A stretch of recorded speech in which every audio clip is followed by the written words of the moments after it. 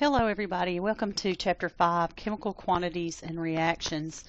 And this section, Section 5.4, we're going to talk about types of reactions. Chemical reactions can be classified as one of the following. Combination reactions, oops, getting ahead of myself. Combination reactions, where you combine two things.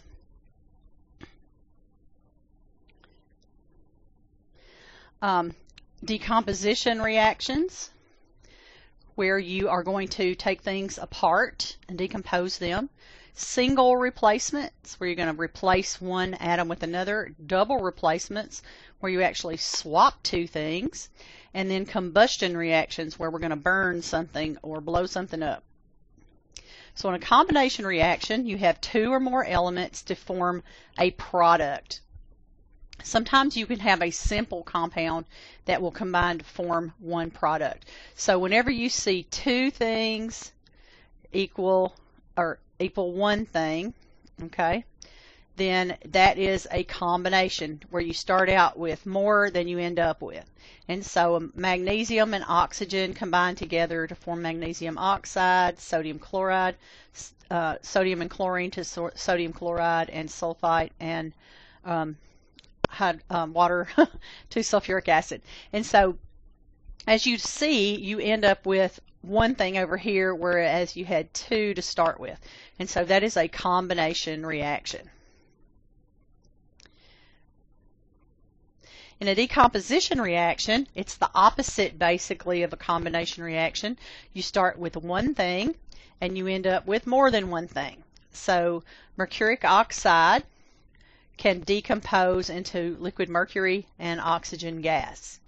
Potassium chloride can decompose to form calcium chloride and oxygen. Notice that they are still balancing, but they're just different types of reactions. So mercuric oxide, which is a solid, will decompose to liquid mercury and oxygen.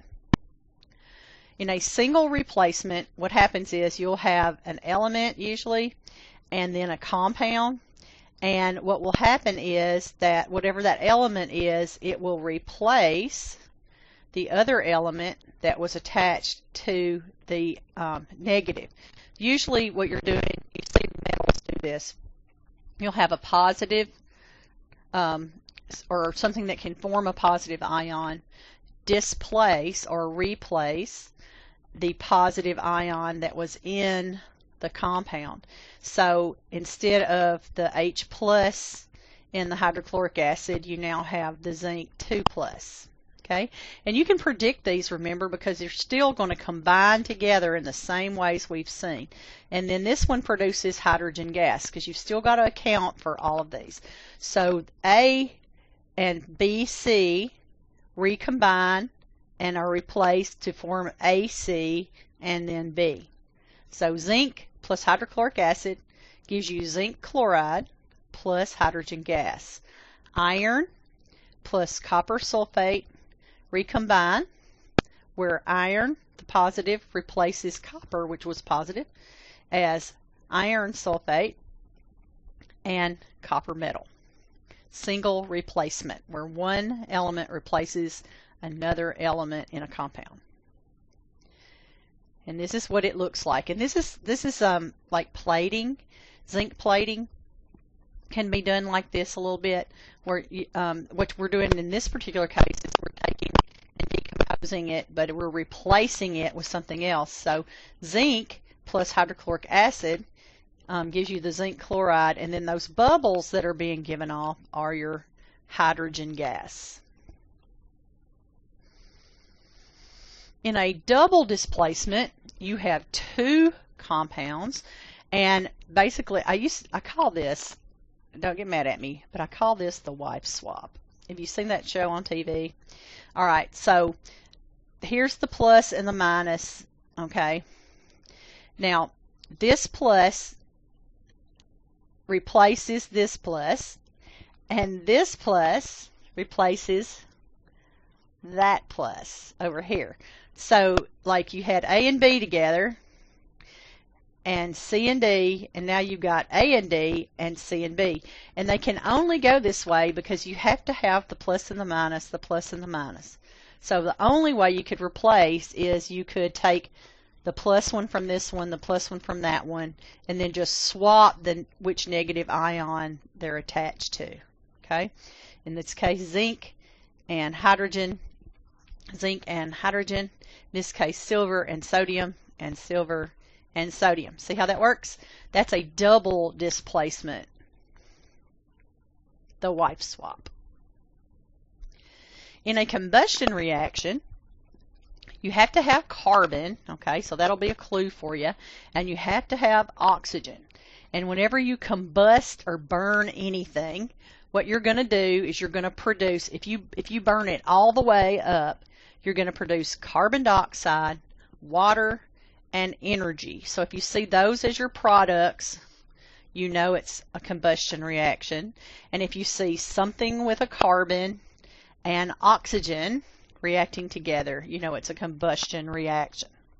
So the only thing that you'll really see change is your carbon source, okay?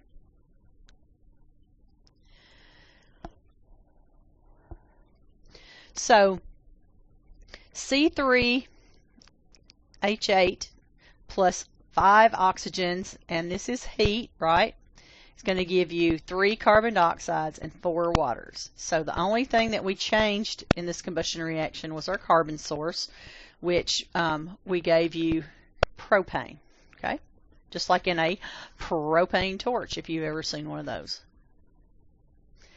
All right, so to summarize these, a combination reaction is going to be A plus B gives you AB, and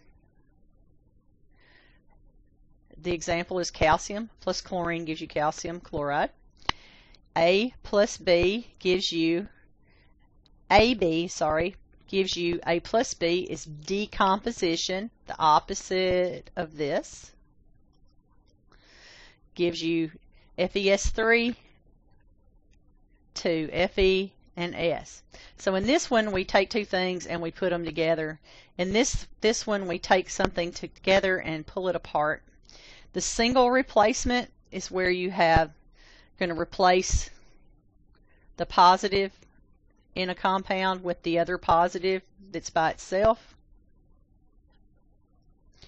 And in a double replacement, you're going to have them swap. Okay? And then finally in combustion, what's going to change is your carbon source, because you're always going to have oxygen, and you're going to give carbon dioxide, water, and energy, or heat usually. Okay, so let's see if we can classify each of these reactions as a combination, decomposition, single replacement, double replacement, or a combustion. So put it on hold and go and see if you can do this.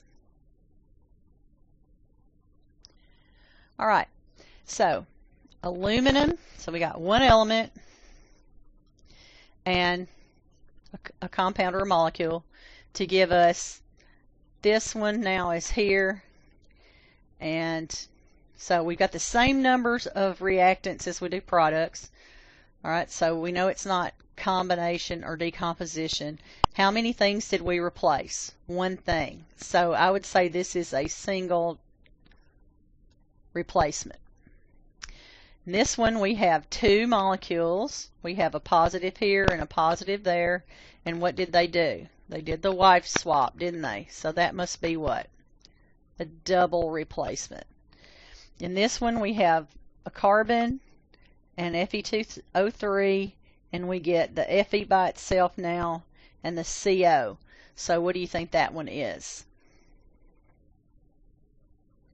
Is it a replacement? Maybe a single?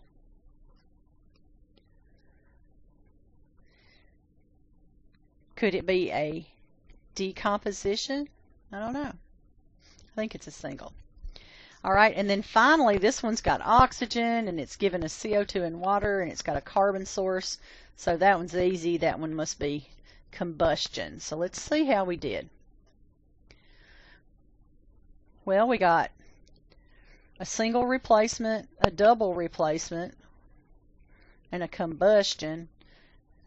That's not even the same reaction, is it?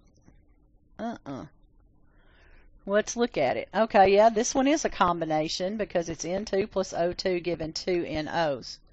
This one, though, wasn't, was it? It was also a single combination. It was a single replacement, but it wasn't a combination, was it? Because we had 2 on one side and 2 on the other. So they tried to trick us. I don't know. Whoever edited these for the book needs to get a spanking, I think, because we've seen several mistakes in these learning checks. Okay, identify each reaction as combination, decomposition, combustion, single replacement, or double replacement. Put me on hold this time and see what you can do.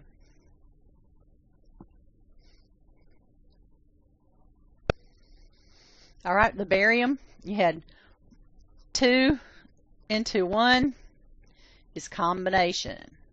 You had a single element and a molecule, and you got a molecule and a gas. That's a single replacement. Carbon source, combination. No, combustion, sorry. Then you got 2 pluses, double replacement. And then you've got one thing over here into 2 things on the product side gives you decomp. So those are pretty straightforward.